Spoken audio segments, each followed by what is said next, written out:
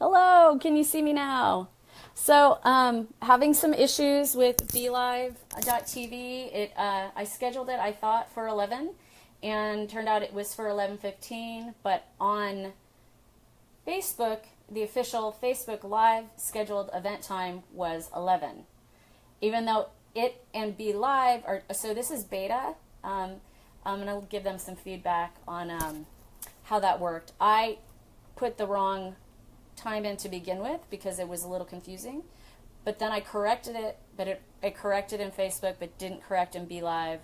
And anyway, so here we are. And I'm going to try to add Jeff in, and we will see if it works. My guest today. Otherwise, we will regroup and try to record it another time. So let's see.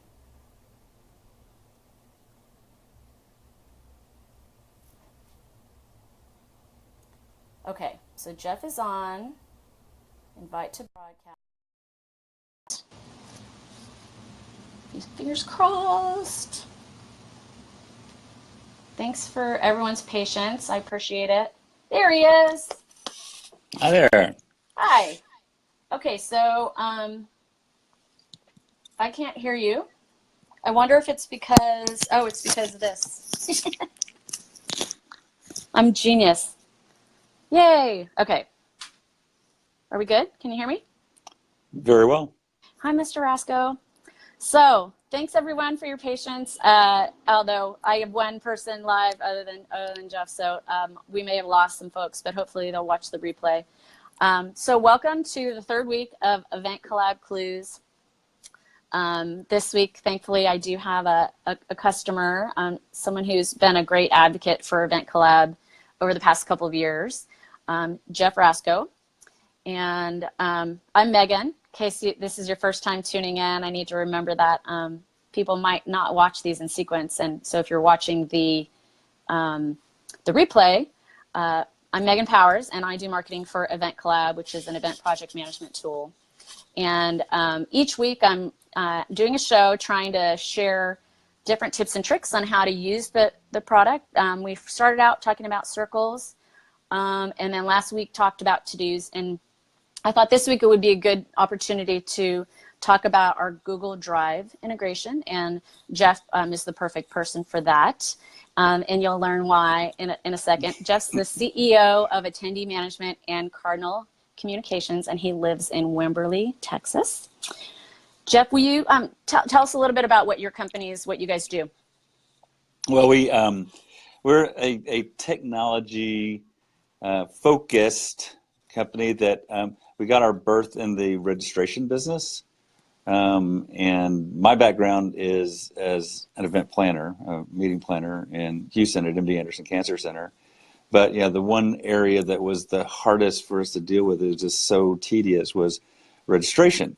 So back in the 80s and early 90s, we started experimenting with ways in this new internet thing to get registrations by email and then convert them into data and then do all that process. So we were doing online registration in its own way before anybody else really was. And then it came along and it was just like, this is great. And now it's commercial. So that was, I was still in a position where I wasn't really able to implement it, but, left MD Anderson and started Attendee Management Incorporated, because our thought was that we would get, especially like independent planners and others that couldn't really jump into online registration, to be able to access this new tool. So it started off as pure online registration, and then branched into other areas online, like meeting apps and also just sort of helping out our clients and friends with technology issues.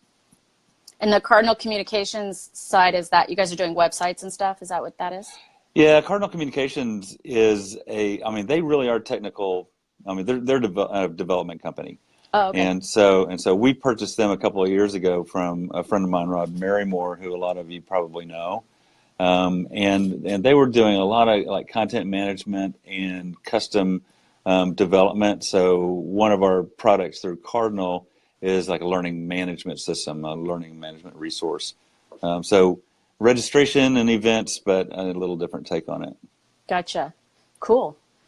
All right. So, and then the last time we were together was at WEC in Vegas, and I explained to the table how we met. So I thought it might be fun for you to explain how we met and your kind of your take on that encounter.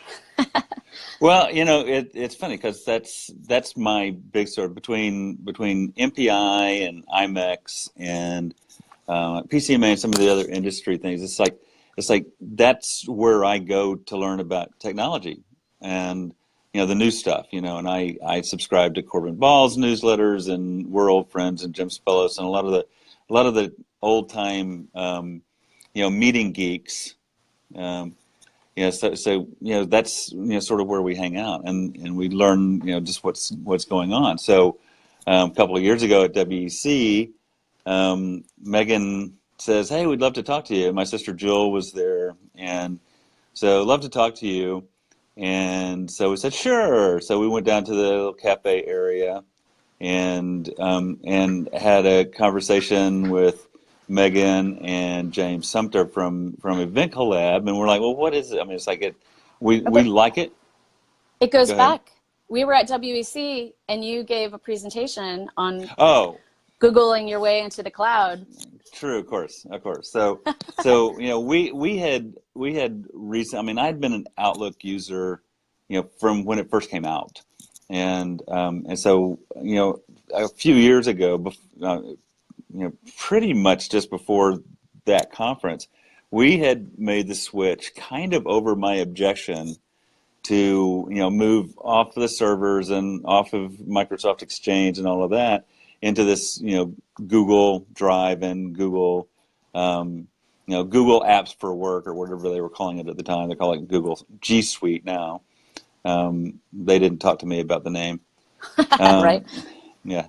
But anyway, we just completely converted everything over to Google, moved everything into the cloud, and we were using Google Docs and Google Mail and everything else. And I was preaching about the collaborative, these collaborative tools and how important it was to be able to have like one document that everybody was working on instead of one document that was being passed around, and then you don't know what the latest version is, and you never know what's going to happen. And so Megan is in this session, and that's where you say, "Hey, we got to talk," right? Right. Yeah. I mean, I ran up to you and said, "I have a tool that is for planning events, and it has Google Drive integration. You have to see it." And you were like, "Yes, I do." And I said, "What? Google Drive integration?" Yeah. So we went down, and that's when we met with you and James, and we saw the tool, and we're like, "What? Are you kidding?" So yeah, it was pretty exciting to us, and so we immediately just started telling all of our friends and family about this. Not only is it a good project management tool, that helps keep the event moving along, but it brings all the players in, and right. Which is like the collab part. So you've got the event and the collab, so yeah. Yes. So we do have integration now also with OneDrive, Drive, and Dropbox, but the Google Drive integration is unique in that you're able to open, edit, and create Google Docs from right inside the app. Right. Which is very different from any other tool that's out there. It was really difficult actually for our planning team and for our development team to make happen because it's total file sync share. So any change that you or your colleagues make to a document inside the event, inside EventCollab, updates it in your Drive. If you make an edit outside of EventCollab in your Drive, it updates it in the app. With OneDrive, Box, and Dropbox, it's different in that it's a link, it's a connection. So if you make edits, it's still going to update it, but you can't. It's not real time. Like you can't open and be editing a document with someone in another state at the same time like you can with Google. Yeah, so it basically just sort of grabs the Google source and brings it directly into EventCollab. So what you're seeing in EventCollab is exactly what you would see if you were out like on Google Drive, working in a spreadsheet or a contract document or anything else. So it is in real time. So all of the features that you have in Google, if you're used to working outside of EventCollab, are just right there. So it's really handy. Yeah. So it's the real value I see is in, say you have a teammate in another state, another location, and you want to edit a budget together. You can be in the app, and you can be on the phone in the app editing the budget in real time, and using the circles, which I talked about at in the first broadcast of this, was that you can have that budget circle that's private, that just you and that other person have access to. No one else is even seeing that circle exists. So within that circle is your your budgets and those sort of sensitive documents that you don't want the end client to see, you don't want your other vendors to see. Obviously, the most sensitive thing is budgets. And how many of us haven't sent the wrong budget to a client? I have. Never happens. It was so ugly. It was so painful. I have those top 5 most painful moments in my business life, and that is in the top 3. I mean, the client called the owner of the company immediately and said, "What is this? What's going?" So, because we know we're all working for free, right? There's no markups for anything that we do for end clients. Oh boy, she was not happy. The worst part was that it was a bride's mother. I was doing decor for a wedding, and it was the first wedding I had ever worked on, first and last. Woo, I did Good move. Good career move. Yeah. I did a lot of bar and bat mitzvahs also, which was also very interesting, but easier. Dealing with a parent of a 13-year-old for a party like that is a lot less painful than a bride who has no idea what she wants and expects you to figure it all out for her. So good times. That was sort of the beginning of my career in terms of planning events and all that kind of good stuff. That's a great way to get started, Megan. Well, I worked in a venue for 3 years before that, but yeah, so I kind of made my way, and now I'm just out and available to consult for any of those sorts of folks who need help. So, well, we our first experiences with Google and Google Drive especially, and clients were, hey, we could just make this folder available to you, and that'll be great, and it's just it's sort of the same thing. It's like if they're not aware of what the folder structure is or the file structure, if they don't know how you've set up your drive, and in fact maybe you didn't give them the right access or whatever, it's problematic. Whereas with EventCollab, they're just sort of assigned, the client is assigned to one or more circles, usually multiple circles, and the document is there, so it just makes it a lot easier for them. And then it's like you're talking about contracts. You can, if you need a space that is just you and the hotel, and share those documents there, you can. And it's not just Google. You can share any document, but Google is a direct integration. Right. And rather than also managing that workflow via email, you're able to have everything be in that one central place rather than, like you mentioned earlier, emailing it back and forth or whatnot. And having it tied to the event too is a little bit unique, because I know, some people might say, well, we have a network, we have a VPN, we just put it there. Yeah. But again, then the client doesn't have access to your network or your VPN. And it's not tied. It may be in a folder for the event, but it's so much nicer to have a platform where there's this one central location where all of your events are, and then you can, sort of like a it's like a foldering. You can look at it as work groups, right? Or foldering system or whatever, how the circles work. Some people say, we may get to a point where we, within circles, might allow some foldering, but I think that sort of takes away from the purpose of the circles. So, but, as we evolve, we'll make those adjustments. Well, and it's not specifically Google, although there are Hangouts and chats in Google. But another feature that we really ended up liking a lot is the ability to chat, within the EventCollab framework. That came in very handy across different platforms as well, or different companies. So because these days, an email is there's too much time between the time it's written and the time it's read and responded to, and sometimes you just need a little quick note, and that's all you need, and it works really well for that. Right. Yeah, and not a 19-thread email chain.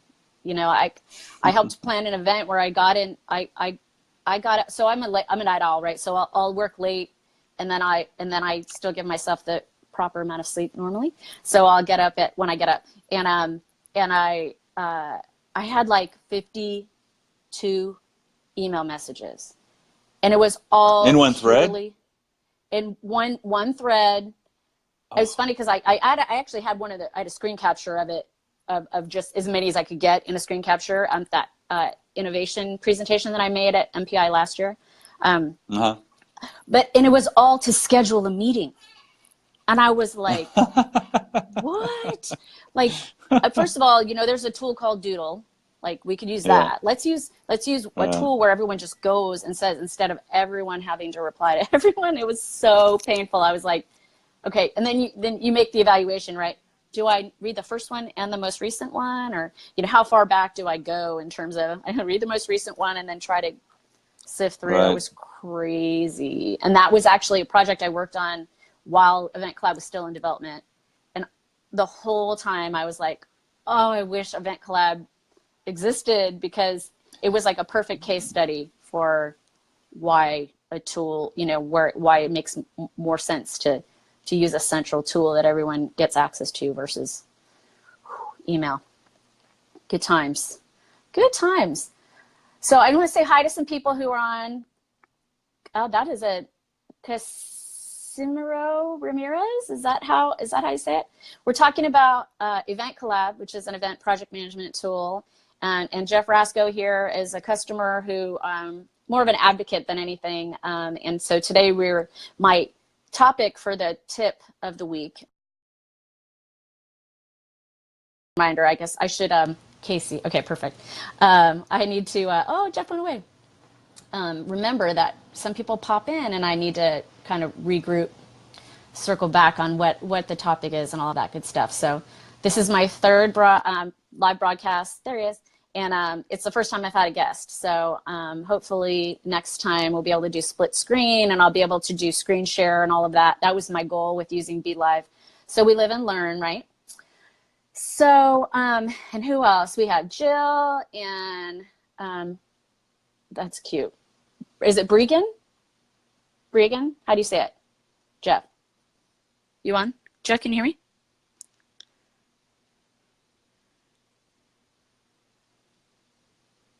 Can you hear me now? Uh-oh. Okay. All right. I wanted to just kind of acknowledge those people who have commented. Thank you so much, Casey and Jill, and I think it's Bregan. Bregan. And we'll have Jeff help with the sign off if we can get him back audio wise. We see your face. So thanks everyone for bearing with us with the technical glitches. This is the nature of the beast. All this technology is new, and when I got into this, I decided that I was gonna just, like, as they say, just hit start. And so this is the third week, and it'll be every week. I think probably we're gonna move it to this time slot. Earlier in the day is better for people who are in other time zones and all that good stuff. So please let us know if there's any tip that you would like to us to hear about in the future. We'll have actually hopefully someone from our development team be on the next one, and we'll talk about maybe we'll talk about what's coming next. So thank you, Jeff, so much. I think you can hear me, but can you hear me? Not if you can hear me? No? All right.